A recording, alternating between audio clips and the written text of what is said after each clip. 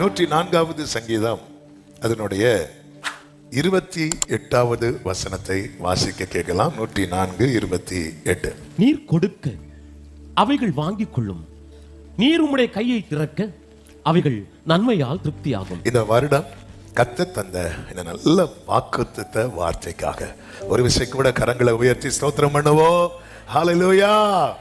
கர்த்தருடைய கரம் யார் வாழ்க்கையில் காணப்படுகிறதோ, அல்லது கர்த்தருடைய கரம் யாருக்கு அனுகூலமா இருக்கிறதோ, அவங்க வாழ்க்கை தான் திருப்தியா இருக்கும். எல்லா பகுதியிலும், எல்லா நிலையிலும்.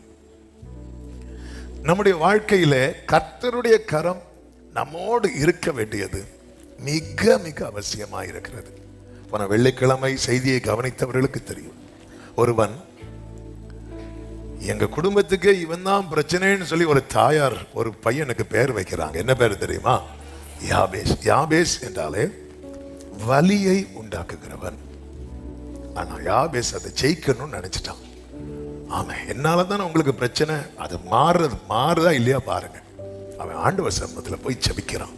எதுக்கு ஜெபிக்கிறான் அப்படின்னா, உம்முடைய கரம் என்னோடு இருந்து, ஆண்டவரே என்னாலதான் இந்த குடும்பம் கண்ணீர் வடிக்கிறாங்க, என்னாலதான் இவங்களுக்கு பிரச்சனைன்னு சொல்லிட்டு இருக்கிறாங்க, உங்க கை மட்டும் என் கூட இருந்துட்டுனா, யாரால பிரச்சனைன்னு சொல்றாங்களோ அவனாலதான் இன்னைக்கு நாங்க நல்லா இருக்கணும்னு சொல்றபடிக்கு கர்த்தாவே உம்முடைய கரம் அதை செய்யும் ஆண்டவரே.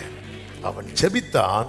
1 நாளாகமம் 4:10 சொல்லப்பட்டிருக்கிறது, அவன் வேண்டிக் கொண்டதை தேவன் அருளினார் என்று சொல்லப்பட்டிருக்கிறது. அப்போ அந்த ஃபேவருக்காக ஆண்டவருடைய கரம் எனக்கு அனுகூலமா இருக்கணும் அப்படின்னு சொல்லி நம்ம எப்பொழுதுமே நாடணும், எதிர்பார்க்கணும், ஜெபிக்கணும். சிவந்த சமுத்திரத்தை 2 கூட்டத்தார் கடக்க முயற்சித்தார்கள். ஒரு கூட்டம் யாரு? சூப்பரா சொன்னீங்க, சத்தமா சொல்லுங்க. இஸ்ரவேல். இன்னொரு கூட்டம் யாரு? எகிப்தியர். ஒரு கூட்டத்தார் தாண்டிட்டாங்க. எப்படி தாண்டாங்கன்னு பைபிள்ல இருக்கு. கால் நனையாமல், ஒரு டிராப் தண்ணி கூட அவங்கள என்ன செய்யல, தொடல. ஆனா இன்னொரு கூட்டத்தால என்ன செய்ய முடியல, கடக்க முடியல. அவங்க மொத்தமா நனைஞ்சிட்டாங்கல்ல, மூழ்கிட்டாங்க. எந்த பிரச்சனையில ஒரு மனுஷன் இல்லாம ஆனானோ, அந்த பிரச்சனை நடுவுல ஒரு சின்ன பாதிப்பு கூட இல்லாம ஒரு பெருங்கூட்டம் கடந்து போகுது. இதற்கு காரணம் என்னவென்றால் கர்த்தருடைய கரம்.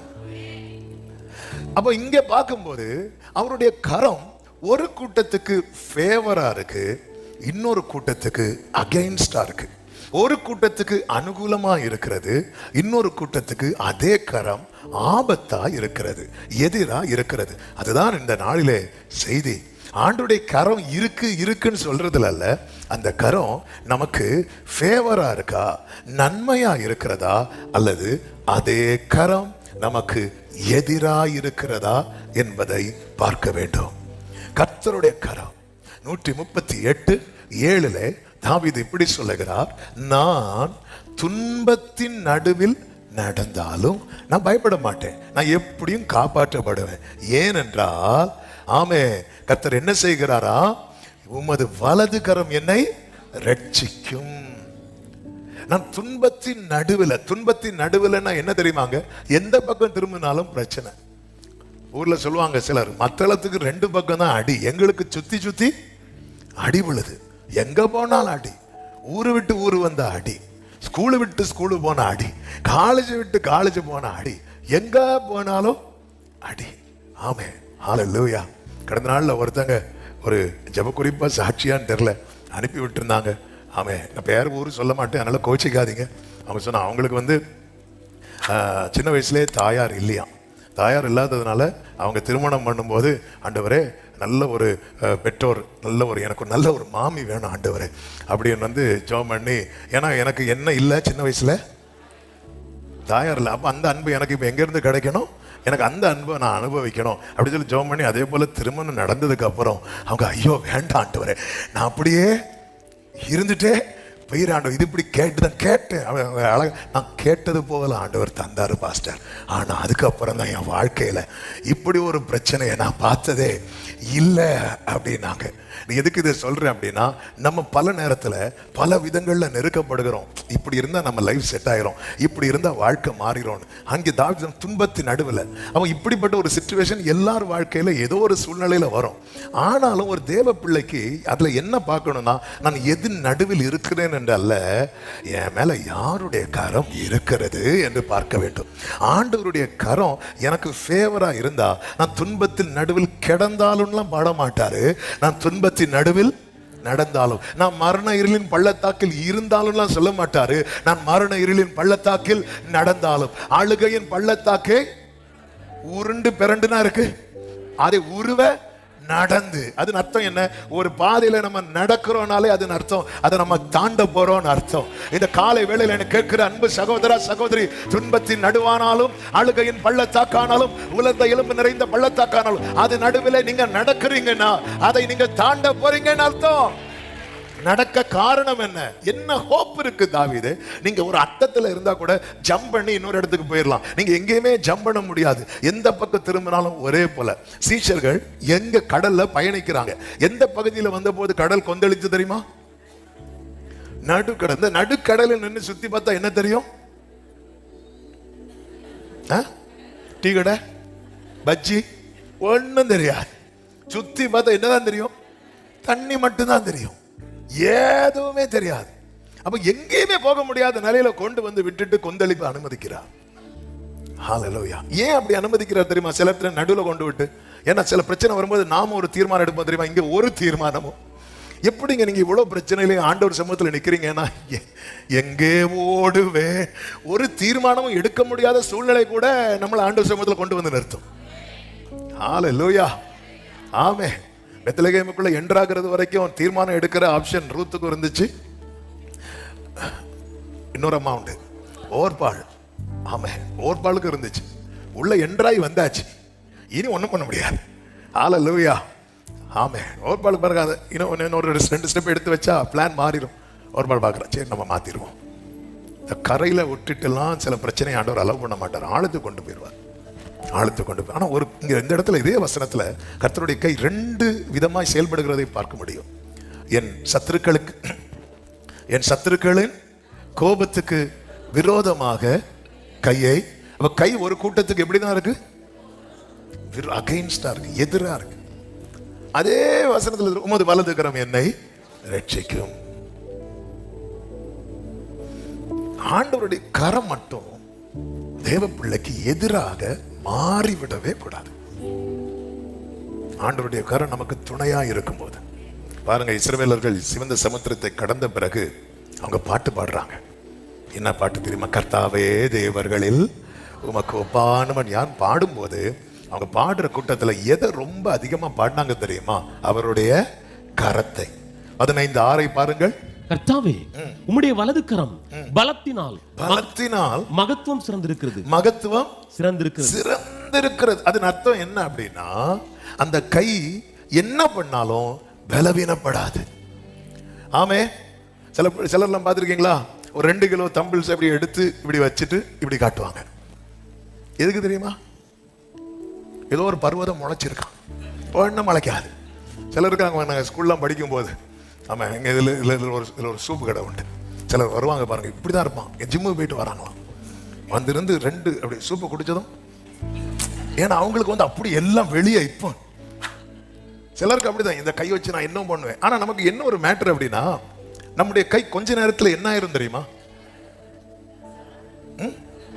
பலவீனமாயிரும். என் ஆண்டவர் பிதாவுக்கு சமமா இருப்பதை கொள்ளையாடின பொருளாய் எண்ணாமல் எல்லாத்தையும் வெறுமையாக்கிட்டு வந்ததுக்கு அப்புறம் அந்த கை என்ன ஆகல தெரியுமா? பலவீனம். கொஞ்சம் யோசித்து பாருங்க. ஒரு கயிறை பிடிச்சு நீங்க ஒரு மணிக்கு தொங்கிட்டு இருக்கிறீங்க. அந்த டைம்ல உங்களால தெளிவா பேச முடியுமா? நம்ம தூங்கிட்டு இருந்தாலும் பேச மாட்டேங்கிறோம். தொங்கிட்டு இருந்தா பேசுவோமா? முடியாது. அப்ப கொஞ்சம் யோசித்து பாருங்க. 2 கையில ஆணி அடிச்சு ஒருத்தர் தொங்கிட்டு இருக்கிறார். அவருடைய வேர்ட் பை வேர்ட் நீங்க பாருங்க, என்ன கிளியரா இருக்கும் தெரியுமா? ஆமென். இப்படி அத வலியில அப்படி கையெல்லாம் அப்படி இழுக்குது. ஆணி வந்து அடிச்சு, சில சொல்றாங்க இந்த உள்ளங்கையில அடிச்சாங்க, இன்னும் சில சொல்றாங்க உள்ளங்கையில அடிக்கிறதுக்கு வாய்ப்பு ரொம்ப குறைவு. ஏன்னா இந்த உள்ளங்கையில அடிச்சு தொங்குனா பிஞ்சு வர்றதுக்கு பிஞ்சு வந்துருமா. ஏன்னா இது ரொம்ப பலம் உள்ள பகுதி கிடையாது. அதனால அப்படி தொங்கும் போது இந்த கை அப்படி பிஞ்சிடும். அதனால இங்க அடிப்பாங்க, இந்த இடத்துல அடிப்பாங்க அப்படி. சரி, எங்க அடிச்சாங்களோ? ஆமே, பாருங்க. அப்போ அவன் கையில அடிச்சிட. இந்த இதுல அடிக்கிறத விட ரொம்ப டேஞ்சர் எங்க தெரியுமா? இந்த பகுதி. ஏன்னா இதுல என்னெல்லாம் இருக்கு தெரியுமா? அந்த உயிர் நாடி நரம்புகள்லாம் இருக்குல்ல. ஒரு அவங்க அவங்க பயங்கர அவங்க அந்த ஒவ்வொரு, அதே போல அந்த முள்ளெல்லாம் இருக்குல்ல, அதெல்லாம் விஷம் உண்டு. ஆணிலையும் விஷம் இருக்குமா. அந்த அளவுக்கு கொடூரமான. இப்படி 2 கையில் அடிச்சு அப்படி சரீரம் இழுத்து தொங்கிட்டு இருக்கிறார். தொங்கும் போது கீழே அந்த பாதம் வைக்கிறதுக்கான இடத்துல அந்த காலை கொடுத்து 2வது சர்வீஸ் பேசும்போதே நமக்கு கால் வலிக்குது. இப்படி தொங்கிட்டு இருக்கும்போது அவருடைய வேர்ட் பை வேர்டு நீங்க கவனிச்சீங்கன்னா அவ்வளவு கிளியரா இருக்கு. ஏன் தெரியுமா? அவருடைய கரம் பலத்தினால் மகத்துவம் சிறந்திருக்கிறது. ஹல்லேலூயா! எவ்வளவு பெரிய தேவன். ஆமே. அதுல ஒரு வார்த்தை சொல்லுவார் பாருங்க, என் தேவனே, என் தேவனே. ஆமே. கேட்கலாமா? ஏன் அதை சொன்னீங்க? எழுதி வச்சாரு சொன்னேன். அது எழுதி வச்சாரு. என் பிள்ளை இதெல்லாம் இப்படி சொல்லணும்னு அவருடைய தீர்மானம். அதை எழுதலைன்னு வைங்களேன், அதையும் சொல்லியிருக்க மாட்டா. என்ன ஆண்டவருங்க அவரு. அந்த இடத்துல தான் ஆண்டவருடைய அன்பை பார்க்க முடியும். என் இருதயத்துக்கு ஏற்றவனுடைய வலி அது. அது யார் எழுதுனது தெரியுமா? தாவீது. அதன் அர்த்தம் என்ன? அவனுடைய வலிதான் என் வலி, அவனுடைய சந்தோஷம் தான் என் சந்தோஷம். நான் இதெல்லாம் படிக்கும் போது இப்படிதான் சொல்லுவேன், ஆண்டவரே என் வலி உங்க வலிப்பா, என் சந்தோஷம் உங்க சந்தோஷம்பா. எத்தனை பேர் இந்த காலை வேளையில நம்புறீங்க? நல்ல கரங்களை சற்றி ஆமேன்னு சொல்லுங்க பார்க்கலாம். கொஞ்சம் தூக்கம் வருதுன்னா அப்படி அப்படி கலைச்சிட்டு இருக்கணும். நான் பார்க்கும்போது யாராவது தூங்குனா எனக்கு என்னலாமோ ஆகும். அதனால நான் சொல்றேன், சரியா? அதனால பி ஹாப்பி, சந்தோஷமா. எனக்கு சில தோணும் அவங்கள கூப்பிட்டு ஏதாவது கேட்டுருவோம். ஹல்லேலூயா! பாருங்க, அப்படி எப்படி முழிக்கிற மாதிரி ஆக்ட் விடுறீங்க. ஹல்லேலூயா! ஆமே. எங்க பிரின்சிபல் சொல்லுவாரு, அதாவது ஒருத்தங்க நம்ம செய்தியை கவனிச்சிட்டு இருக்கிறாங்கன்னு தெரியணும்னா அவங்க ஃபியூ செகண்ட்ஸுக்குள்ள 3 வாட்டி இப்படி கண்ணடைவாங்களாம். ஒருத்தங்க கண்ணையே அடைக்காம இப்படியே பார்த்துட்டு இருக்கிறாங்கன்னா ஆள் இங்க இல்ல. அதுக்காக இப்ப சொன்னேன்னு சொல்லிட்டு இருந்து ஒரே கண்ணடி வேண்டாம். ஆமே. பாஸ்டர் தான் சொன்னாரு, அதுல இருந்து நம்ம என்ன செஞ்சுட்டு இருக்கணும்? அதுல ஆமே. ஏன்னா வேர்டு வந்து நம்மளை விட்டு போயிடவே கூடாது. கர்த்தருடைய வார்த்தை வந்து போயிடவே கூடாது. அதாவது தேவ ராஜ்யத்தை குறித்து பேசும்போது பைபிள் ஸ்டடியில் அதெல்லாம் டீட்டெயிலாக கேட்கலாம். தூங்குனதை வந்து என்ன போட்டாங்களாம்? களைய போட்டான். தூங்குனதை களைய போட்டான். இதான் கிங்டம் பிரின்சிபல். கிங்டம் உடைய செட்டப்பை வந்து ஆண்டவர் வந்து நிறைய ஊமைகள்ல சொல்லுவார். அந்த ஊமைகளை தான் நம்ம பைபிள் ஸ்டடியில் பார்க்க போறோம். கர்த்தருக்கு சித்தமானால் எல்லா மாதத்தின் முதல் சண்டே ஈவினிங் 6 to 8 தேவராஜ்யத்தை குறித்து இயேசு சொன்ன ஊமைகள். கர்த்தருக்கு மகிமை உண்டாவதா. அதுல வந்து தூக்கம் அப்படின்னு வரும்போது களைய கொண்டு போடுறாங்க. அது எப்போதான் தெரிஞ்சது களைனா? இந்த முளைக்க ஆரம்பிச்சு பாருங்க, அப்பதான் தெரிஞ்சது. அப்படி முளைக்க ஆரம்பிச்சதும் எஜமான்ட்ட போய் சொல்றாங்க, இப்படி ஒரு பிரச்சனை இருக்குன்னு. அப்ப தூங்கும் போது விதைக்கப்பட்ட களை முளைக்க ஆரம்பிச்சதும் எஜமான் சொல்றாரு, இப்போ அதுல கை வைக்காதுன்னு. அதன் அர்த்தம் என்ன? இந்த கதிர் வளரும் போது இந்த களையும் வளரட்டும், நீ கொஞ்சம் அனுபவி, நீ கொஞ்சம் அனுபவி. இந்த அறுவடை நாள் வரும் தெரியுமா? அன்னைக்கு பார்த்துக்கலாம். இப்போ அதுல கை வைக்காது. அப்ப அவங்களுக்கு எப்படி இருந்திருக்கு தெரியுமா? நான் அங்க மட்டும் தூங்காம இருந்திருந்தா இந்த களையை போட்டிருக்க மாட்டாங்களே. அதாவது பைபிள் பிரின்சிபிள்னு ஒன்று இருக்கு பாருங்க. சில காரியங்கள் நம்ம என்ன இந்த மாதிரி எல்லாத்தையும் பண்ணிட்டு ஆண்டவர்கிட்ட வந்து மன்னிப்பு கேட்ட உடனே கிடைக்கும், மன்னிப்பு கிடைக்கும். ஆனால் சில பாதையில் நம்ம என்ன செஞ்சுதான் ஆகணும்? நடந்துதான் ஆகணும். ஆமே. பவுல்கிட்ட சொல்லுவார், முள்ளில் உதைப்பது உனக்கு கடினமா. பவுலுக்கு மன்னிப்பு கிடைச்சா கிடைக்கலையா? கண்டிப்பா கிடைச்சு, 100% கிடைச்சு. அதுக்கு கூடவே என்னவும் கிடைச்சு தெரியுமா? ஒரு முள்ள வச்சுக்கோ, நீ தானே மிதிச்ச. அதனாலதான் ஆவியானவர் நம்மளை எப்படி கைட் பண்றாரோ அப்படி டிராவல் பண்ண பழகிறணும். நம்ம வந்து அவரை ஒரு மன்னிக்கிறதில் தயப்படுத்தவருங்கிறத நம்ம தவறான கண்ணோட்டத்துல பார்த்துடவே கூடாது. என்ன பண்ணாலும் கர்த்தர் மன்னிச்சிட்டாருன்னு பேசிட்டு இருக்கிறாங்க. இல்ல, அவர் முன் செய்த பாவங்களை தான் கழுவி இருக்கிறார். 2 பேதுரு 1:9 நீங்க படிக்கும் போது எடுக்க வேண்டாம். முன் செய்த பாவங்களற கழுவி இருக்கிறார். அப்படிதான் பைபிள்ல இருக்கு, தெளிவான வார்த்தை. முன் செய்த பாவங்களற கழுவி இருக்கிறார். கர்த்தருக்கு மகிமை உண்டாவதாக. அப்ப இங்க கவனிங்க, இவங்க கூடவே எதை பாடுறாங்க அப்படின்னா கர்த்தருடைய வலது கரத்தை, அவருடைய கரத்தை பாடுறாங்க. பாடிட்டு சொல்றாங்க, கர்த்தாவே உம்முடைய வலது கரம் என்ன செய்தது? பகைஞனை நொறுக்கி விட்டது. ஏன் பகைஞனை நொறுக்கிச்சு தெரியுமா? அந்த பகைஞன் என்ன சொல்லுகிறான்? 9வது வசனத்தை பாருங்கள். தொடருவேன், தொடருவேன், பிடிப்பேன், பிடிப்பேன், கொள்ளையாடி பங்கிடுவேன், கொள்ளையாடி பங்கிடுவேன். என் ஆசை அவர்களிடத்தில் திருப்தியாகும். என் பட்டயத்தை உருவுவேன், என் கை அவர்களை சங்கரிக்கும் என்று இந்த பகைஞனை கர்த்தர் நொறுக்கினார். பகைஞனுடைய, சத்ருவனுடைய டார்கெட் என்ன தெரியுமா? இவனை தொடரணும். பிரச்சனைகள் தொடருகிறது என்றாலே புரிந்து கொள்ளுங்க, உங்க விஷயத்துல அவனுக்கு இன்னும் என்ன இல்ல? கரெக்டா சொல். உங்க விஷயத்துல அவனுக்கு இன்னும் என்ன இல்ல?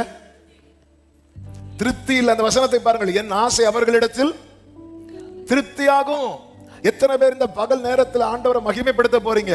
என்ன பல பிரச்சனைகள் தொடருகிறது உண்மைதான். ஆனா என் விஷயத்துல சத்ருவை இதுவரை அவர் திருப்தி அடைய விடலன்னு சொல்றவங்க நல்ல கரங்களை சாட்டி, என்ன 1000 பிரச்சனை தொடருது, பல போராட்டங்கள், நெருக்கங்கள், துன்பங்கள் இருக்கிறது. ஆனா இந்த பகல் நேரத்தில் ஆண்டவர் சமத்துல சொல்ல முடியும், சத்ருவை திருப்தி அடைய விடாத தேவனுக்கு. சத்ருவுக்கு திருப்தி வரணும்னா என்ன தெரியுமாங்க? இவன் வியாதியா இருக்கிறாங்கிறது அவனுக்கு திருப்தி வராது. அது அவனுக்கு சந்தோஷத்தை கொடுக்கும். அவனுக்கு திருப்தி உண்டாகணும்னா தாவீது சொல்றாரு, நான் வியாதியா இருக்கும்போது என்ன பார்க்க வராங்க, பார்க்க வந்துட்டு போய் என்ன பேசுறாங்க தெரியுமா? அவன் எப்பொழுது சாவான், அவன் பேர் எப்பொழுது அழியும். இதுலதான் திருப்தி அவனுக்கு. ஆனா விடல. ஒவ்வொரு நாள் எசேக்கியாவை போல எத்தனை பேர் நைட்டு தூங்கும் போது பொழுது விடுகிறதுக்கு முன்னாடி நான் இல்லாம போயிருவேன். காரணம் அவ்வளவு பிரச்சனை, அவ்வளவு போராட்டம், அவ்வளவு வியாதி, அவ்வளவு நெருக்கம். இனி ஒரு நாள் என் வாழ்க்கையில உண்டா தெரியாது. இப்படி இருந்த சூழ்நிலையில ஒவ்வொரு நாளும் நிர்மூலமாகாமல் கிருபை தந்து தேவன் நடத்த காரணம் புரிந்து கொள்ளுங்கள். சத்துருவை திருப்தி அடைய விடல. சத்தமா ஆமென் சொல்லுங்க பார்க்கலாம். எவ்வளவு பெரிய பாக்கியம். பிரச்சனையே இல்லைன்னு இல்ல, அந்த பிரச்சனைகளையும் பிரச்சனை ஏங்க தொடருது? ஏன்னா அவனுக்கு திருப்தி ஆகல. அதாவது நீங்க பெரிய ஐஸ்வர்யவான்களா இருந்து அவனுக்கு பிரச்சனை இல்லை, நீங்க இருக்கிறதே அவனுக்கு பிரச்சனை. பார்த்தாலே அவனுக்கு என்ன செய்ய மாட்டேங்குது? எகிப்துல இஸ்ரவேலருக்கு எகிப்தியர் அடிமைகளா இருந்தாங்களா? எகிப்தியருக்கு இஸ்ரவேலர் அடிமையா இருந்தாங்களா? இஸ்ரவேலர் யாருக்கு அடிமையா இருந்தாங்க? ஆனா அந்த அடிமைத்தனத்தில் இருக்கிறவங்க பெருகிறத பார்த்து இவங்களுக்கு என்ன வந்துச்சு? பொறாம வந்துச்சு, எரிச்சல் வந்துச்சு. அவங்க நிலைமை எப்படிப்பட்டதா இருக்கு? மாட்டுக்கு வைக்கோல் கூட இல்ல. அவங்க சொல்றாங்க, நாங்க இறைச்சி பாத்திரங்கள் அண்டையில் சாப்பிட்டோம்னு சொல்லல, உட்கார்ந்தோம். அப்படி பார்த்துட்டு போதும், அப்படி இறைச்சியை ஸ்மெல் பண்ணிட்டு கஞ்சி குடிக்கிறாரு, கஞ்சி குடிக்கிறாரு. அவ்வளவுதான். இதான் லைஃப். அங்க என்ன, அங்க என்ன, நீ ஊத்து கஞ்சி, அங்க என்ன. அது பக்கத்துல சிலர் பார்த்துருக்கீங்களா, ஹோட்டல் பக்கம் போகும்போது பசி எடுக்கும், அதுவரை பசிக்காது. நாங்க அண்டையில் உட்கார்ந்து, அண்டையில் உட்கார்ந்து. இப்படிதான் என் தகப்பனாரோடு கூட எங்க அப்பா 19 வயசுல ஆண்டவரை ஏற்றுக்கொண்டதுனால வெளியே வந்தாங்க. அதே போல அந்த சீசன்ல ஆண்டவர் நிமித்தம் வீட்டை விட்டு துரத்தப்பட்டாங்க, வெளியேற்றப்பட்ட அநேகர் உண்டு. அதுல அப்பாவுடைய ஃப்ரெண்டு ஒருத்தாங்க. அவங்க நல்ல குடும்பத்தில் பிறந்து வளர்ந்தவங்க. நான் இயேசுவை ஏற்றுக்கொண்டதுனால அவங்கள வந்து வீட்டை விட்டு, வீட்டில் எதுவுமே கிடையாது, வீட்டை விரட்டிட்டாங்க. அப்போ போறாங்க. ஒரு நாள் காலையில அவங்களுக்கு நல்ல பசி. அப்போது ஒரு தெருவழியாக நடந்து போகும்போது அங்கே ஒரு பேக்கரி இருக்குது. அந்த பேக்கரியில் வந்து அப்போ தான் அந்த ஃப்ரெஷ்ஷாக பன்னை வந்து கொண்டு வந்து ட்ரேயில் கொண்டு வந்து அப்படி பேக்கரியில் வைக்கிறாங்க. இந்த பன்னு ஃப்ரெஷ்ஷாக கொண்டு வரும்போது ஒரு ஸ்மெல் வரும். அப்போ இப்படி வைக்கும்போது இவர் அந்த ஸ்மெல் வந்து இவர் என்ன பண்ணுறாருன்னா, இவர் அந்த கடைக்கு முன்னாடி கொஞ்சம் அப்படி நிற்கிறார். நின்று வந்து அப்படின்னாரு பாருங்க. ஓனர் பார்த்துட்டார், பார்த்து திட்டுன்னு திட்டார். இவரால் தாங்க முடியல. சாரி சாரி சாரி, என்ன நீங்க இருந்து மோப்பம் பிடிச்சி வியாபாரத்தை கெடுக்கிறியா, நீ காலையிலே வந்து நிக்குது பாருன்னு சொல்லிட்டு. இவர் வந்து அப்படிப்பட்ட குடும்பத்தில் உள்ளவர் கிடையாது. நல்ல குடும்பத்தில் நல்ல ஆண்டவர் நிமித்தம் இன்னைக்கு எதுவுமே இல்லாமல் வந்து நிற்கிறார். அப்போ ரொம்ப ஃபீல் பண்ணி இப்படி போயிட்டு இருக்கும்போது அப்படி நடந்து போயிட்டே இருக்கிறார். கொஞ்சம் தூரம் போகல தலையில பொத்துன்னு ஒன்று வந்து விழுது. விழுந்ததும் அப்படி தலையை பிடிக்கிறாரு, கையில மாட்டிட்டு. என்னன்னு பார்த்தா பன்னு. இவரை அந்த ஓனர் விரட்டினார் பாருங்க. விரட்டிட்டு இருக்கிற கேப்ல ஒரு காக்கா வந்து ஒரு பன்னை தூக்கி, காக்கா பன்னு கிட்ட வந்தது. இப்ப காக்கா விரட்டுறாரு. இந்த காக்கா பயந்து மேல போய் கீழே போட்டுச்சு. கீழே யார் மேல போட்டுச்சு தெரியுமா? ஆண்டவர் எலியாவை மட்டும் இல்ல, அவருடைய ஒவ்வொருவரையும். ஆமே, கர்த்தர் நல்லவருங்க. தலைமுறையெல்லாம் பெரிய ஆட்கள் ஆயிட்டாங்க. அவங்க தலைமுறை எல்லாம் ஆண்டவருக்காக இந்த இழந்து வருவாங்க பாருங்க, அவங்க தலைமுறையெல்லாம் தான் இன்னைக்கு இருக்கிற இடத்துல டாப்பா இருக்கிறாங்க. கர்த்தர் ஒன்றையும் மறந்து விடுவதற்கு அநீதி உள்ளவர் அல்ல. ஆமென் சொல்லுங்க பார்க்கலாம். கர்த்தருக்கு மகிமை. அப்ப இங்கே வந்து இஸ்ரவேலர்கள் என்ன பாடுறாங்க அப்படின்னா, சத்ருவின் ஆசை எங்களில் திருப்தி ஆகல. இந்த நேரத்தில் நம்ம அதுதான் பார்க்கணும். எவ்வளவு பிரச்சனைங்க, எவ்வளவு தொடருவேன். உங்களை தொடர்றானால நீங்க வேற ரகம், நீங்க மீட்கப்பட்ட கூட்டம், நீங்க முத்திரை போடப்பட்டவர்கள், நீங்கள் பிரிச்செடுக்கப்பட்டவர்கள். ஆனால் சத்துரு தொடருவான், அவன் ஆசை திருப்தி ஆகாது. 400 வருஷம் தொடர்ந்தாங்க, 400+ years இவர்களை தொடர்ந்தான். ஆனால் ஒரு நாளை கர்த்தர் குறித்து சொன்னார், இன்றைக்கு நீங்கள் காண்கிற எகிப்தியரை இனி என்றைக்குமே.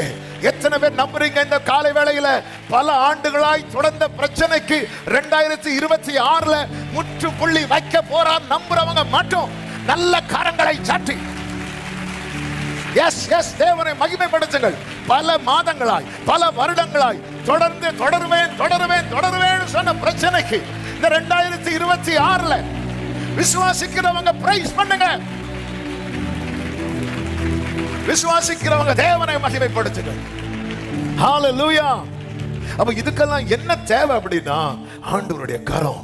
பாருங்க, சத்துருவை இல்லாம ஆக்கிட்டு அடுத்து என்ன செய்யறார் தெரியுமா? அந்த 13-17 வாசிக்க கேட்கலாம். நீர் மீட்டுக் கொண்ட இந்த ஜனங்களை உமது கிருபையினாலே அழைத்து வந்தீர், உம்முடைய பரிசுத்த வாசஸ்தலத்துக்கு நேராக அவர்களை உமது பலத்தினால் வழி நடத்தி. அப்போ ஒரு கரம் என்ன செய்யுது? ஒரு கூட்டத்தை நொறுக்குது.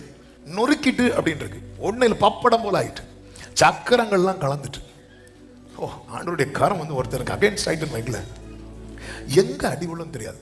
இந்த கர்த்தருடைய கரம் நமக்கு துணையா இருந்தா எத்தனை அடி விழுந்தாலும் தூக்கிடுவார். கர்த்தருடைய கரம் எதிராயிட்டுன்னு வைங்களேன், எங்கேயாவது ஒரு அடி விழும் பாருங்க, எழும்ப முடியாது. ஒரு புரியறதுக்காக எக்ஸாம்பிளுக்கு சொல்றேன். இந்த நிறைய இருக்கு, இந்த சுகர் இருக்கும் பாத்தீங்களா? சுகர் சிலருக்கு ரொம்ப ஜாஸ்தி ஆயிட்டுனா ரொம்ப தெரியாது, ஆனா ஏதாவது ஒரு புண்ணு வரும் பாருங்க. அந்த புண்ணு வந்துட்டுன்னா அது சீக்கிரம் என்ன செய்யாது தெரியுமா? ஆறாது. ஒரு எக்ஸாம்பிளுக்கு சொல்றேன். இது போலதான் ஆண்டவருடைய கரம் வந்து ஒருத்தங்களுக்கு எதிராயிட்டுன்னு வைங்களேன், தெரியாது. பார்வோன் புறப்பட்டு வந்தான்ல, குதிரையில ஏறும் போதே சக்கரத்தை கலத்த வேண்டியதானே? இல்ல, அப்பெல்லாம் தெரியாது. அப்பெல்லாம் நல்லதான் இஸ்ரவேலர்கள் எப்படி வந்தாங்களோ. இன்னும் பார்வோன் இஸ்ரவேலரை பார்த்து பயப்படல.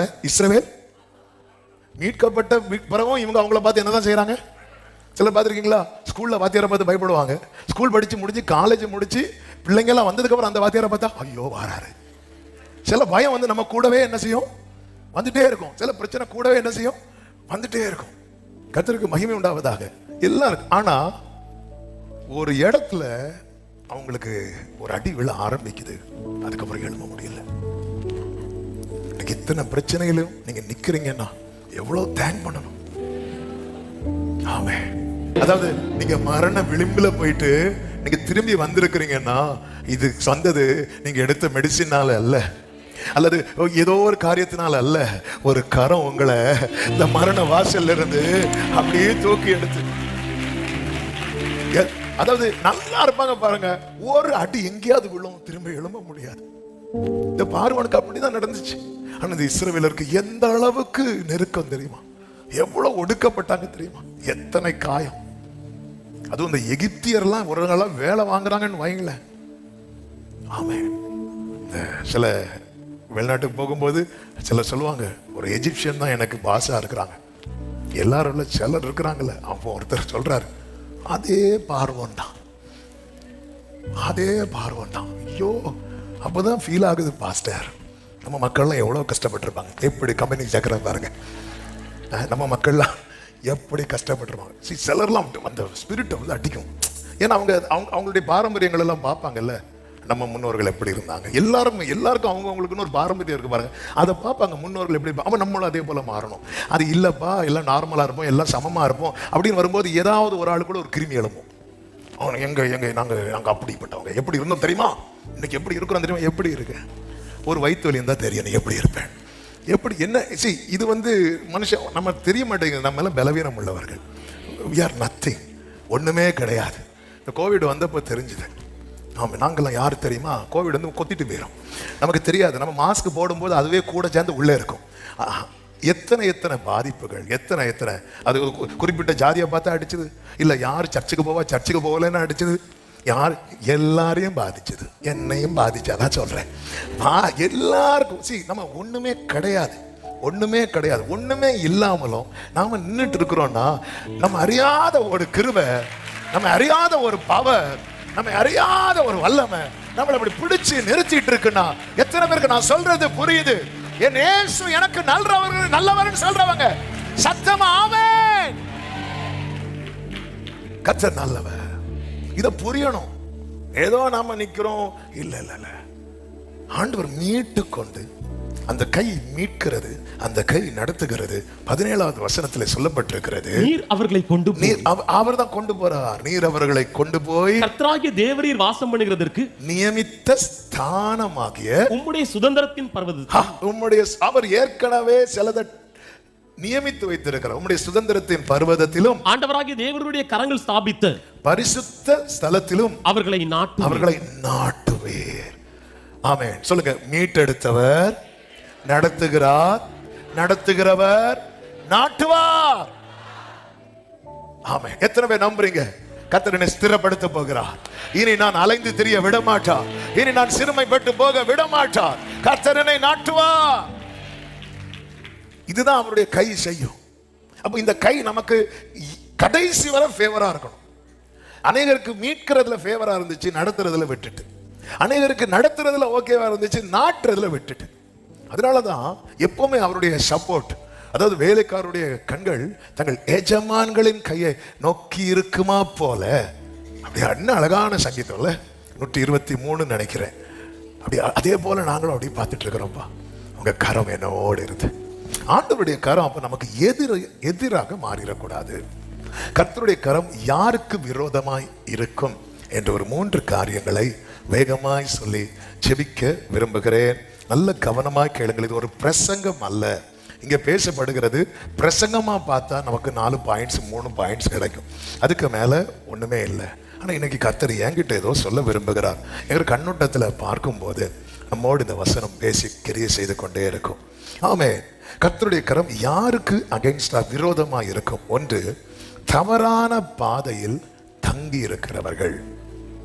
தவறான பாதை. இந்த நகோமி ஒரு வார்த்தை சொல்லுவாங்க. ரூத்தின் புஸ்தகம் 1:13 வாசியுங்கள். அவர்கள் பெரியவர்களாக மட்டும் புருஷருக்கு வாழ்க்கைப்படாதபடிக்கு நீங்கள் பொறுத்திருப்பீர்களோ அது கூடாது. என் மக்களே கர்த்தருடைய கை எனக்கு விரோதமாய்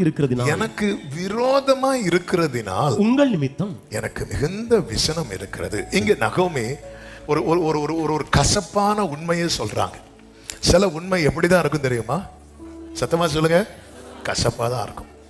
கசப்பான உண்மை என்ன சொல்றாங்கன்னா, ஆண்டவருடைய கை எனக்கு எப்படி இருக்கு தெரியுமா? ஏன் விரோதமாச்சு? ஒரு பிரச்சனை வந்ததும் ட்ராக் மாறி போறாங்க. ட்ராக் யாருமே மாற மாட்டாங்களா? ட்ராக் மாறாத ஒருத்தரும் கிடையாது, என்னை உட்படுத்தி. ஆனா அந்த ட்ராக்ல மாறி போயிட்டு அதுல தங்குறோம் தெரியுமா? இதான் பிரச்சனை. இந்த நகோமி குடும்பம் பெத்லகேம்ல இருந்து, நகோமி ஹஸ்பண்ட் பேர் என்ன? எலிமலேக். அந்த எலிமலேக்கும் குடும்பமும் பெத்லகேம்ல இருந்து எங்க போறாங்க? போனதும் அவங்களுக்கு அடி விழுந்துச்சா? இல்ல, போனதும் கல்யாணம் நடக்கு, காரியம்லாம் நடக்குது. 10 வருஷம் அங்க இருக்கிறாங்க, ஒரு பிரச்சனை கிடையாது. நான் ஏற்கனவே சொன்னதை மறுபடியும் சொல்றேன். இந்த ஒரு அடி விழ ஆரம்பிக்கும் தெரியுமா? அதுக்கப்புறம் எழும்பிட முடியாது. இதான் கர்த்தருடைய கை எதிராயிட்டுன்னா இதான் பிரச்சனை. கர்த்தருடைய கை ஒருத்தனுக்கு ஃபேவரா இருந்துன்னு வைங்களேன், வெறுமையாக்குகிறவர்கள் வெறுமையாக்கி போட்டாலும் கர்த்தர் அந்த மகிமையை திரும்பி வர பண்ணுவார். கர்த்தருடைய கை எதிராக இருந்துட்டுனா எல்லாமே அது பாட்டுல நடந்துட்டு தான் இருக்கும். எல்லாமே நடந்துட்டு தான் இருக்கும். அது நடக்கலையா, இது நடக்கலையா, கல்யாணம் நடக்கலையா, இது நடக்கலையா, வேலை கிடைக்கல, எல்லாம் கிடைக்கும். அப்ப நீங்க எப்படி ட்ராக் மாறிட்டுன்னு சொல்றீங்க? எங்க பிரச்சனை ஆரம்பிக்கணும், எங்கேயாவது ஒரு இடத்துல அடி விழும் பாருங்க, அதுக்கப்புறம் எழும்ப முடியாது. இந்த நகோமி குடும்பத்துக்கு அதுக்கப்புறம் எழும்ப முடியல. அடி மேல அடி அடுத்து ஒரே நாள்ல நடக்கல. ஸ்டார்டிங் நல்லா தான் இருக்கும், எங்கேயாவது அடி விழும் பாருங்க. ஆமா, அதுக்கப்புறம் எழும்ப முடியல. திரும்ப அவங்க பெத்லகேமுக்கு வரும்போது சொல்றாங்க, கர்த்தருடைய கை விரோதமா இருந்துச்சு. நாம் தெரிந்தெடுக்கிற பாதை நமக்கு சரின்னு தோணலாம், ஆனால் உண்மையில் அது சரியான பாதையா? அதனாலதான் மேகம் போன்ற இத்தனை திரளான சாட்சிகள் சூழ்ந்து நிற்க பாரமான யாவையும் நம்மை சுற்றி நெருங்கி நிற்கிற பாவத்தையும் தள்ளிவிட்டு விசுவாசத்தை துவக்குகிறவரும் அதை முடிக்கிறவருமா இருக்கிற இயேசுவை நோக்கி நமக்கு நியமித்த பாதையிலே பொறுமையோட. இந்த ரன்னிங் ரேஸ் எல்லாம் பார்த்துருக்கீங்களா? 100 மீட்டர் 200 மீட்டர்லாம் ரேஸ் இருக்கும் பாருங்க. அப்போ ஒவ்வொருத்தருக்கும் ஒவ்வொரு ட்ராக் இருக்கும்.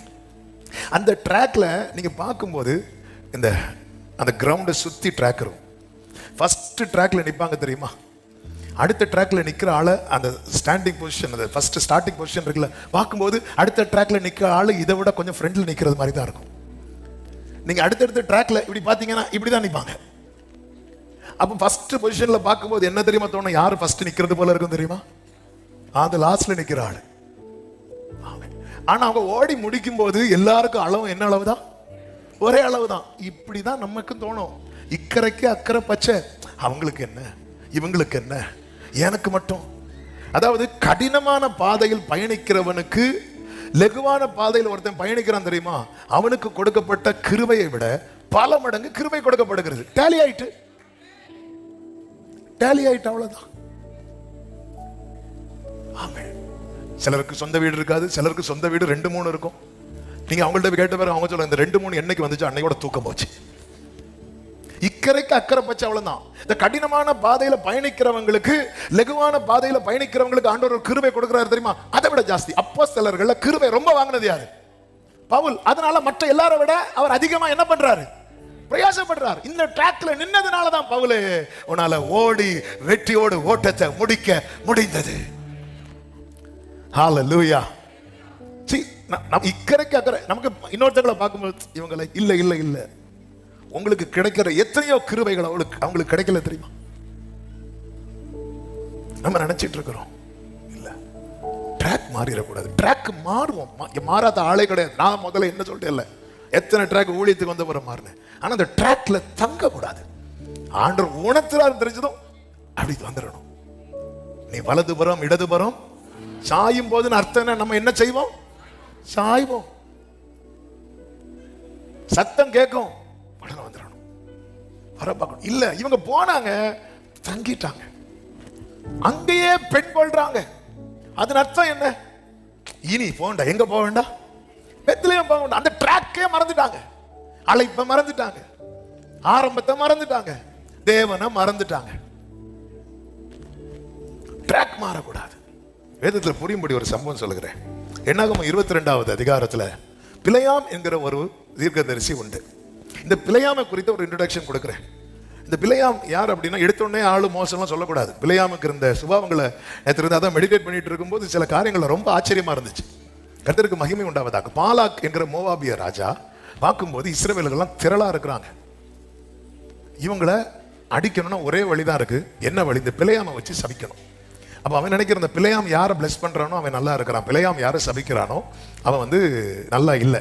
அப்போ இந்த பிலேயாம் இஸ்ரவேலரை சபிச்சிட்டான்னா நம்ம அதுக்கப்புறம் போய் அவங்கள ஈஸியாக அட்டாக் பண்ணலாம் அப்படி சொல்லி இந்த பாலாக்கு என்ன பண்றான் அப்படின்னா, கொஞ்சம் பொருட்களை சில அதாவது குறி சொல்றதுக்கான கூலியை நம்ம ஊர் வழக்கப்பட்டு நம்ம ஊர் லாங்குவேஜில் சொன்னோம்னா, ஆமாம் நீங்கள் எனக்கு ஏதாவது தீர்க்கதரிசனம் சொல்லுங்கள், நான் உங்களுக்கு காணிக்க தரேன், ஒரு நல்ல வெகுமதியை கொடுத்து விட்டுட்டான்.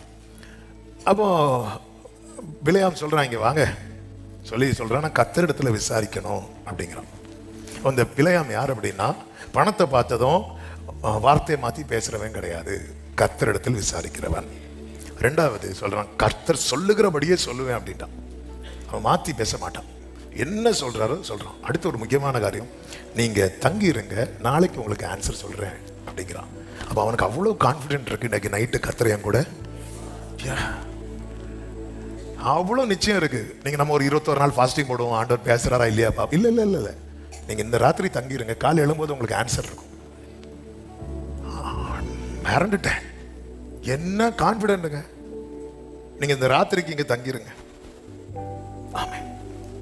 8வது வசனம், அவன் அவர்களை நோக்கி, ராத்திரிக்கு இங்கே தங்கியிருங்கள், கர்த்தர் எனக்கு சொல்லுகிறபடியே உங்களுக்கு உத்தரவு கொடுப்பேன் என்றான். எப்ப சொல்லுவாருன்னு தெரியாது. அப்ப என்ன சொல்லிருக்கணும்? என்னைக்கு உத்தரவு கொடுக்கிறாரு அது வரைக்கும் தங்கிருங்க. இல்ல இல்ல இல்ல இல்ல, ராத்திரிக்கு, இந்த ஒரு நைட். காலைல நீ எழும்போது உனக்கு ஆன்சர் இருக்கும்பா. இதான் பிள்ளையா. என்ன கான்பிடன்ட். அப்ப எவ்வளவு ஆண்டவரோட தொடர்புல இருக்கிறோம் பாருங்க. அதே போல அடுத்த வசனத்தை பாருங்கள்.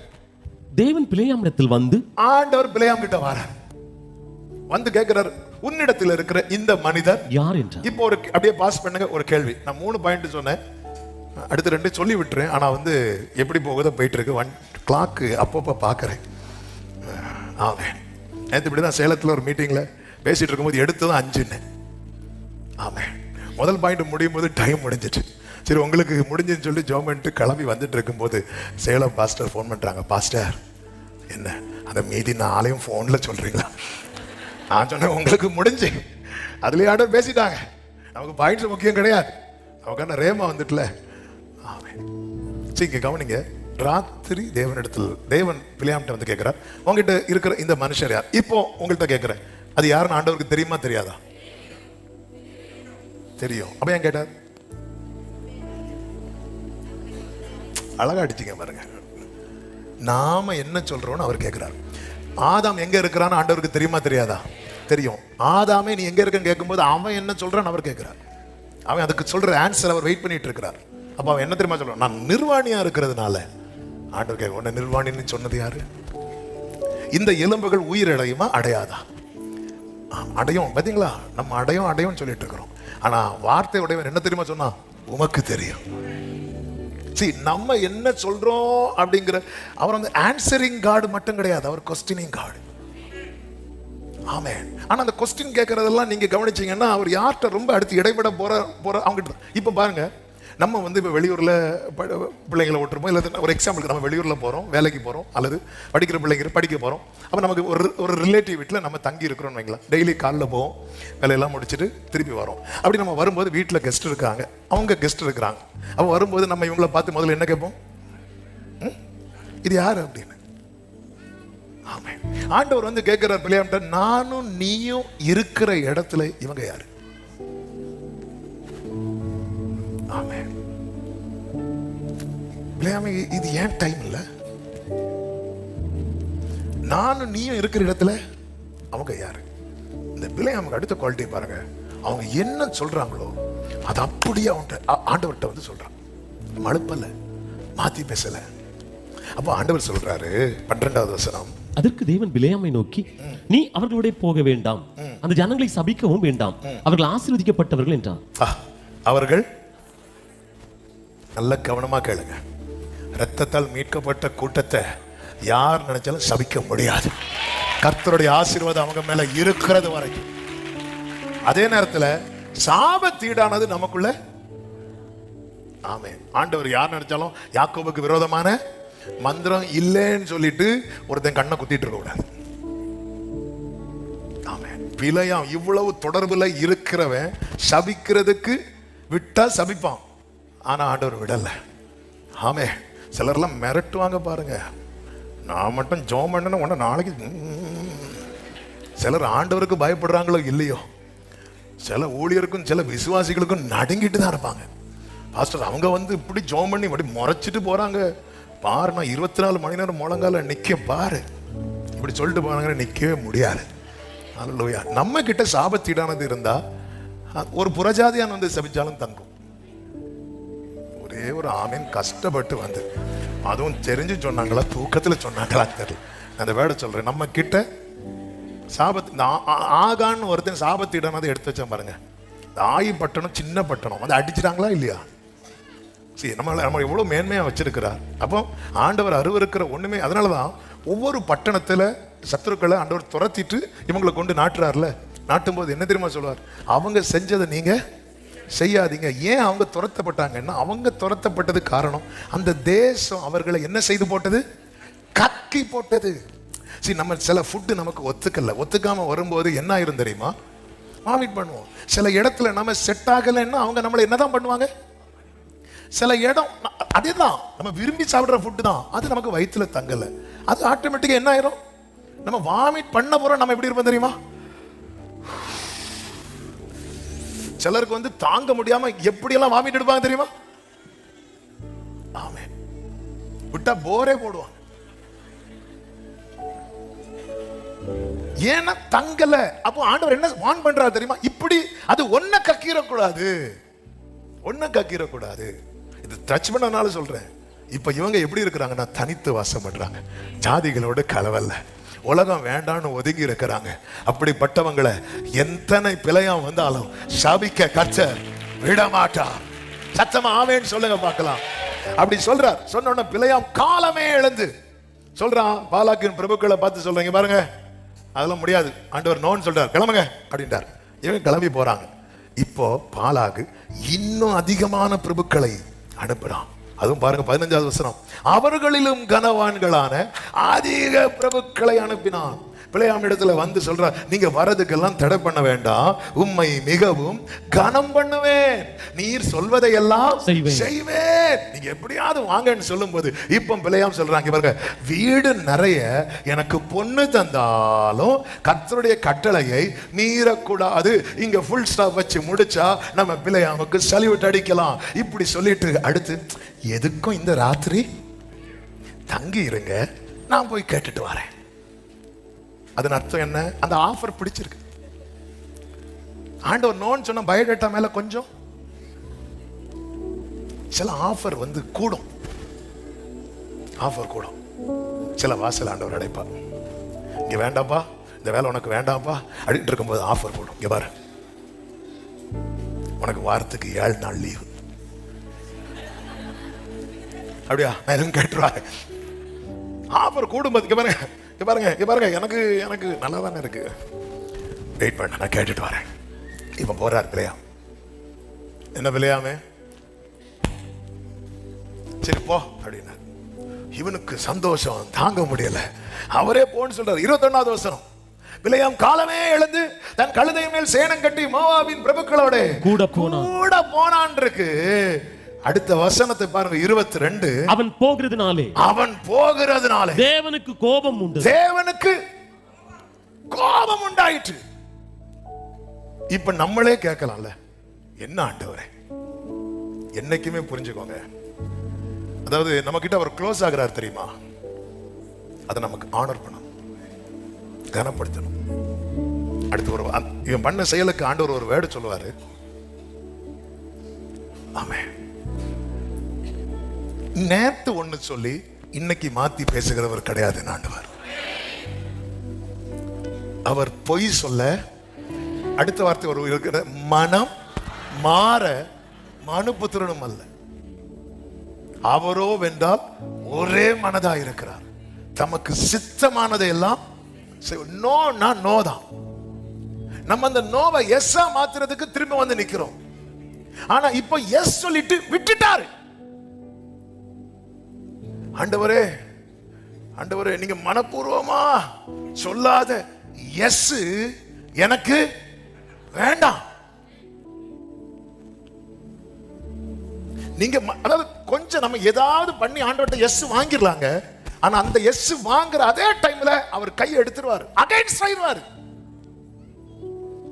அப்ப இவன் என்ன பண்ணிருக்கணும் பிழையாம், நேத்து நோன்னு இன்னைக்கு எஸ்னாரே, எதுக்கும் வெயிட் பண்ணும். என்ன ஆண்டவர், ஓகே தானே, முழு சம்மதம் தானே. ஏங்க இந்த இடத்துல ரிலேஷன்ஷிப் இங்கோட முடிஞ்சது.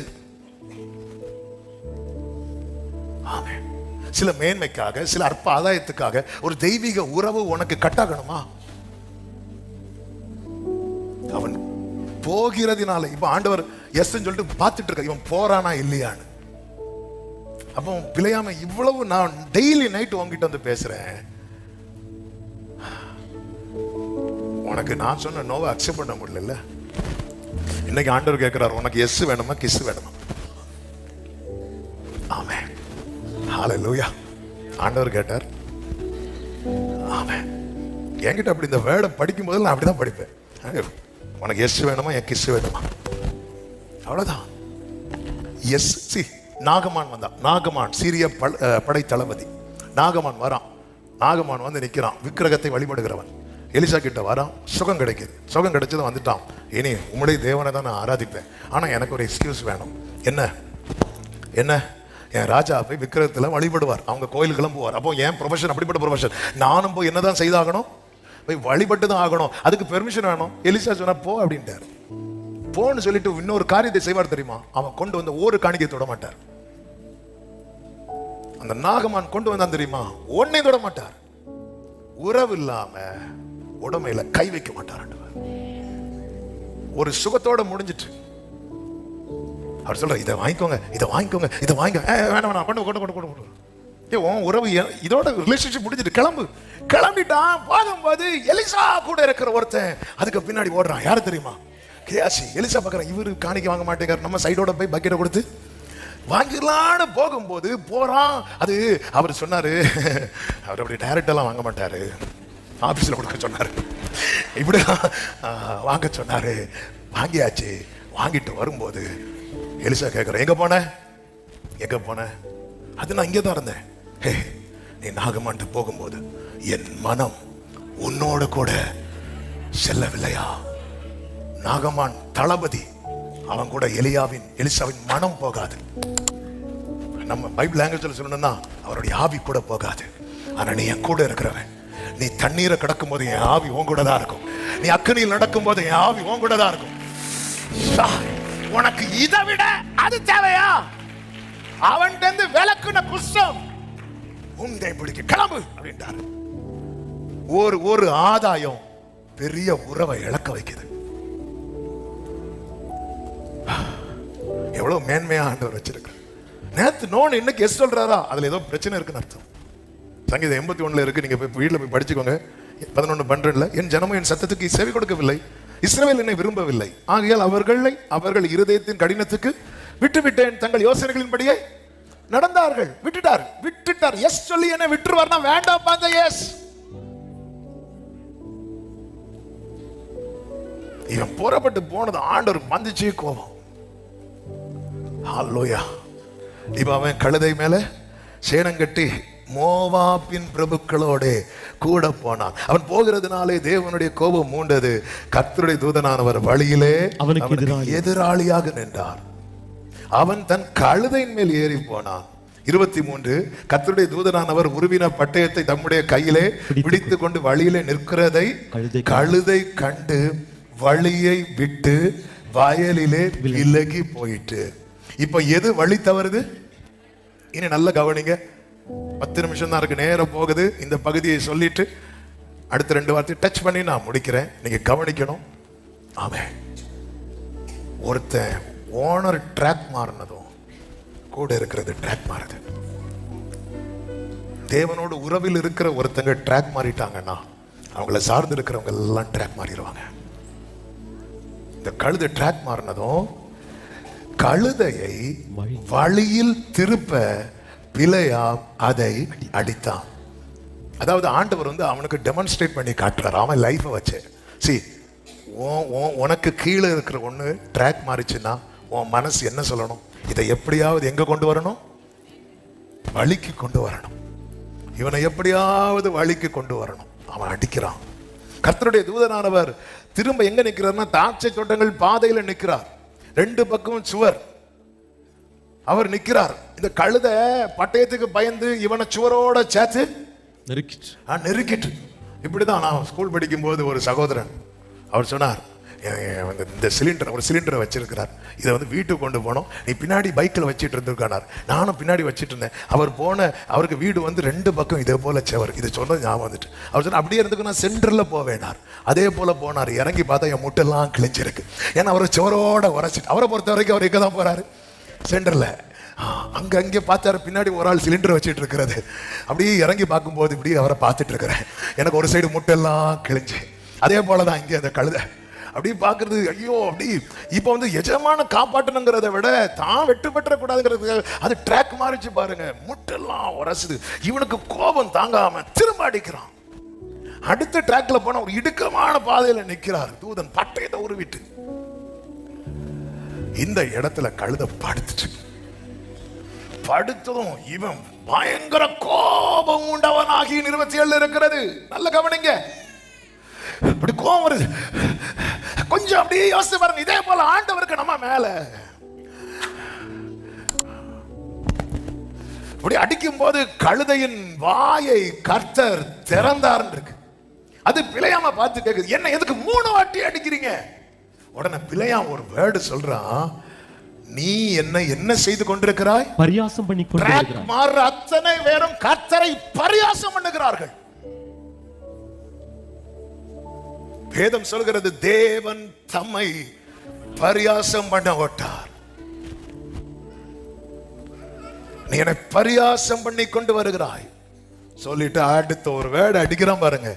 என் கையில மட்டும் ஒரு பட்டயம் இருந்திருந்தா இப்பொழுதே உன்னை கொன்று போடுவேன் அப்படி சொல்லும் போது அந்த ட்ராக்ல யாரு பட்டயத்தோட நிக்கிறா? தூதன். அப்போ பிழையாமே, நான் நிக்கிற இடத்துல நீ நின்னா என்ன பண்ணுவ பிழையாமே? ஆண்டவரே, நான் என்ன பண்ணுவேன் தெரியுமா? என் கையில மட்டுமே கத்தி இருந்துன்னா அந்த கழுதையை நான் என்ன செய்து போட்டிருப்பேன்? கொண்டு போட்டிருப்பேன். பிழையாமே, இதுதான் நீ ட்ராக் மாறும்போது என் கையில பட்டயம் இருக்கு, ஆனாலும் நான் உன்னை வெட்டாம நான் வெயிட் பண்றேன் பாரு. இதுதான் நான் மனிதன் அல்ல, நான் தேவனா இருக்கிறேன். விளையாமே, இத்தனை நாள் உனக்கு ஹெல்ப்ஃபுல்லா இருந்த கழுத ட்ராக் மாறினதும் 3 மாட்டி மாறினதும் நீ அதை கொல்லணும்னு நினைக்கிற பாரு. அப்படி நான் நினைச்சிருந்தா உன்னை வெட்டி போட எவ்வளவு நேரம் தான் ஆகும். நான் உருவின பட்டயத்தோடு நின்னாலும் என் இறக்கம் அதை செய்ய விட மாட்டேங்குது. அப்ப கழுத சொல்லுது, கழுத என்னை கண்டு இந்த 3 தரம் எனக்கு விலகிட்டு. ஆமே, நீ அந்த வசனத்தை பாரு. கழுதை பிழையாமை நோக்கி, நீர் என்னை கை கொண்ட காலம் முதல், நீ என்னை கை கொண்ட காலம் இந்நாள் வரைக்கும். இந்த வேட நல்ல கவனிக்கணும். இந்நாள் வரைக்கும் நீர் ஏறின கழுதை நான் அல்லவா? இப்படி உமக்கு எப்போதாகிலும் இதே மாதிரி நான் என்னைக்காவது ட்ராக் மாறி இருக்கிறானா?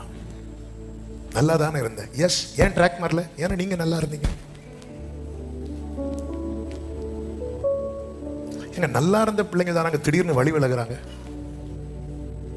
நல்லா இருந்தவங்க தானாங்க சின்ன வயசுல இருந்தே பிரச்சனை பண்றவங்க இருப்பாங்க. நான் அவங்கள சொல்ல, சிலர்லாம் ரொம்ப நல்லா இருப்பாங்க. 10th வரை நல்லா இருக்கிறவங்க, ஸ்கூல் படிக்கும்போது நல்லா இருப்பாங்க. இப்படி ஒரு நல்ல பிள்ளைய பார்க்கவே முடியாது. இந்த கழுதை அப்படிதான் கேட்குது. இதுவரை நான் நல்லா தானே இருந்தேன். இதுக்கு முன்னாடி நான் என்னைக்காவது இன்னைக்கு பண்ணது மாதிரி பண்ணியிருக்கிறேனா? இல்லை, என்னை ஏன் படிக்கிறீங்க? இப்படி சொல்லிட்டு இருக்கும்போது கர்த்தர் பிழையாமின் கண்களை திறந்தார். ஆண்டவர் சொல்றார், அவன் பார்க்கும்போது உருவின பட்டயத்தோட இப்பதான் பார்க்கிறான். நானா இருந்தா வெட்டி இருப்பேன், நீங்களா இருந்ததுனால நான் உயிரோடு இருக்கிறேன். நானா இருந்திருந்தா கர்த்தர் ஒருவரே அவனை வழி நடத்தினார். எத்தனை முறை இடறினாலும் அத்தனையும் இடர்னா மன்னிக்க மாட்டார். இடர்னதை உணர்ந்து திரும்புறான் தெரியுமா? அந்த பாட்டை சரியா புரிஞ்சுக்கணும். அப்போ அப்புறம் எத்தனை முறை இடர்னாலும் அவரு அப்படி கிடையாது. இந்த ஒருத்தன் இடறி திரும்புறான் தெரியுமா? தப்பு பண்ணிட்டு ஆண்டவர் சொல்ற அடுத்த வசனத்தை 32 பாருங்க. நீ உன் கழுதை இதோட 3 தரம் அடித்தது என்ன? உன் வழி எனக்கு மாறுபாடா இருக்கிறதுனாலே. அது ட்ராக் மாறலப்பா, ஒன் ட்ராக் எனக்கு சரியில்லை. ஒரு தேவனோடு உறவில் இருக்கிற ஒருத்தங்க ட்ராக் மாறிட்டாங்கன்னா அவங்கள சார்ந்தவங்க எங்க இடருவாங்கன்னு தெரியாது. அப்போ கேட்கலாம், அப்போ தேவனோடு உறவில் இருக்கிற தலைமுறை ட்ராக் மாறாதா? ட்ராக் மாறும். அப்படி மாறினாலும் கர்த்தர் சொன்னார், நீ பூமியின் கடையாந்திரத்தில் இருந்தாலும் நான் உன்னை தூக்கி எடுத்துட்டு வருவேன். ஏன்னா நீ என் சிநேகிதனான ஆபிரகாமின் சந்ததி. ஹல்லேலூயா. தேவனோடு உறவில் இருக்கிற சந்ததி ட்ராக் மாறினாலும் கர்த்தர் கைவிட மாட்டார். எங்க இருந்தாலும் தூக்கி எடுத்துட்டு வருவார். ஆனா தேவனோடு உறவை விட்ட தலைமுறை ட்ராக் மாறிட்டுனா சரி பண்ண வேண்டியது தலைமுறையின் பாதை அல்ல, நம்முடைய பாதை. தாவீது அந்தரங்கத்தில் பண்ணின பாவம் அப்சலோம் எல்லாரும் கண்ணுக்கு முன்னாடி பண்ணினான். என்ன நீங்க வீட்டுல பைபிள் போய் படிச்சுக்கோங்க. 4 சுவருக்குள்ள பண்ண பாவம், யாருக்கும் தெரியாதுன்னு வச்ச பாவம். தலைமுறை, அந்த தலைமுறை இழந்துட்டு எப்படி துடிச்சான் தெரியுமா தாவீது? மகனே, என் மகனே அப்சலோமே, உனக்கு பதில் நான் மரித்தேன், ஆனால் நலமாயிருக்குமே. அவ்வளவு வலி, அவ்வளவு வேதனை. ஹல்லேலூயா. ஒரு தேவ பிள்ளை நான் எங்க கரெக்ட் பண்ணணும் ஆண்டவரே? சிலர் பாருங்க ஆண்டவரோடு நல்லா இருப்பாங்க. ஆனா யாக்கோபு பாருங்க, யாக்கோபு தந்திரம், ஆண்டவர்கிட்டே தந்திரத்தை காட்டிட்டு போயிட்டார். ஆனா ஆண்டவர் சொல்றார், என் சிநேகிதனான ஆபிரகாமின் சந்ததி, பூமியின் கடையாந்திரம் அவர் கண்டுபிடித்தேன்னு சொல்றார் யாக்கோபு. ஈசாக்கெல்லாம் கண்டுபிடிக்க அவசியம் இல்லை. ஈசாக்கே வந்துட்டார், பலிபீடத்துல வாலண்டியரா அர்ப்பணிச்சிட்டார். ஆனா அந்த பேர பையன் இருக்கான் பாருங்க, யாக்கோபு, நம்ம ஆளு. கண்டுபிடித்தேன், ஊழ இடுதல் உள்ள பாழான நிலத்துல கண்டுபிடித்து ஒரு பிடி பிடிச்சார். அப்படி தூக்கும்போது சொல்றார், நான் அவனை வெறுக்கல. ஏன்? என் ஃப்ரெண்டோட பையன், என் சிநேகிதனான ஆபிரகாமின் சந்ததி, என் காரம் ஒன்ன தாக்கும். ஏன்னா உடன்படிக்கை அப்படி ஸ்ட்ராங்கா இருக்கு. ஓ, தலைமுறைக்கு நம்ம ஆபிரகாமா இருக்க போறோமா இல்ல பிழையாமா இருக்க போறோமா? ஆமே, ஹல்லேலூயா. நம்ம என்ன பண்ணணும் தெரியுமா? நம்மளை சரி பண்ணாம நம்ம தலைமுறையை சரி பண்ண ட்ரை பண்ணிட்டு இருக்கிறோம். நாம மாட்ட மாட்டோம். ஒரு தகப்பனார் வந்து சொன்னார் என்கிட்ட, பாஸ்டர் என் பையன் குடிக்க ஆரம்பிச்சுட்டான் பாஸ்டர். நான் சொன்னேன், தள்ளி நில்லுங்க. புரியுதா? ஏன்னா அவர் வந்து உள்ள லிட்டரா வச்சிருக்கிறார். பாஸ்டர்னு வாயை திறந்தாரு பாருங்க, என் கண்ணெல்லாம் மேல போயிட்டு, பாஸ்டர் என் பையன் குடிக்கிறது. நம்ம சரியாகாம நம்ம தலைமுறையை கரெக்ட் பண்ண பார்த்துட்டு இருக்கிறோம். விளையாமே உன் வழி எனக்கு மாறுபாடா இருந்து. கழுத பிரச்சனை கிடையாது. அந்த கழுத நேத்து நல்லா தானே இருந்துச்சு. ஏன் நீ நேத்து நல்லா தானே இருந்த? ஆண்டவருடைய கரம் நோவா கட்டின பேழைக்குள்ள மொத்த குடும்பம் எப்படிங்க வந்துச்சு? ஒருவனுடைய வழி கர்த்தருக்கு பிரியமா இருந்துச்சுன்னு வைங்களேன், சத்துருக்களை கூட சமாதானமாகும்படி செய்வா. குடும்பத்தை கொண்டு வர மாட்டாரா? எங்க கரெக்ட் பண்ணணும்? அப்பா கை எனக்கு ஃபேவரா இருந்துட்டுனா, நாளைக்கு நான் இல்லைன்னாலும் என் தலைமுறை ஒருவேளை தூரமா இருந்தாலும் கர்த்தர் தூக்கி கொண்டு வந்து நிறுத்துவா. நான் உன் வாயில் அருளிய என் வார்த்தைகளை உன் வாயிலிருந்தும் உன் சந்ததியின் வாயிலிருந்தும், அடுத்து உன் சந்ததியின் வாயிலிருந்தும். இந்த வழி மாறக்கூடாது. அது எங்க அடிக்கும் தெரியாது. ஆவியானவர் சபைகளுக்கு சொல்லுகிறதை காதுள்ளவன் கேட்க கடவன். அடுத்த 2 பாய் நீங்க வீட்டுல போய் முதல் சர்வீஸை போட்டு கேளுங்க. விரும்புறவங்க கர்த்தர் உங்களை ஆசீர்வதிப்பா. எப்பவுமே அதாவது நேத்து நோ சொல்லிட்டார்ல, ஒரு காரியத்துக்கான நோ சொல்லிட்டார்னா விட்டுருங்க. நமக்கு என்ன தெரியுமா? ஆண்டவரே போலாமா, நீ அவர்களோடு போக வேண்டான்னு வரும். அடுத்து நம்ம மூடி திறப்போம். எதுக்கு தெரியுமா? என் சமூகம் உனக்கு. நமக்கு தெரியாது எங்க இருக்கு. அதனால மேக்சிமம் அது யாத்திராகமும் வர நமக்கு சில வசனம் நம்ம இல்லைன்னா நீங்க ஒருவேளை இப்படி திறந்து படிக்கிற ஆளா இருந்தா முதல் திறக்கிறதுலே வந்திருக்கணும். நமக்கு தெரியும் வந்தோன்னே